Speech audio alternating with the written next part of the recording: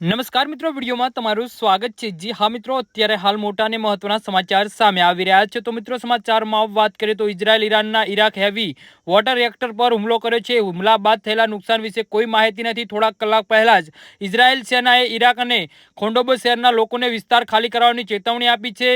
અરકમાં heavy water reactor આ સુવિધા ઈરાનમાં પરમાણુ કાર્યક્રમનો એક મહત્વપૂર્ણ ભાગ છે। જી હા મિત્રો, અત્યારે હાલ મોટા સમાચાર સામે આવી રહ્યા છે। તો મિત્રો, સમાચારમાં વધુ વિગતવાર વાત કરીએ તો આ ઉપરાંત ખોદાબના AR-40 હેવી વોટર રિએક્ટર પર જે ઈરાનના પરમાણુ કાર્યક્રમનો બીજો મહત્વપૂર્ણ ભાગ છે। આ સુવિધા અરકથી લગભગ 40 કિલોમીટર દૂર છે। અરકની જેમ આંતરરાષ્ટ્રીય દેખ હેઠળ છે અને ઈરાન અને ઇઝરાયલ વચ્ચે યુદ્ધ 7મા દિવસમાં પ્રવેશી ગયું છે। અત્યાર સુધીમાં 24 ઇઝરાયલો માર્યા ગયા છે। જી હા મિત્રો, અત્યારે હાલ મોટા સમાચાર સામે આવી રહ્યા છે।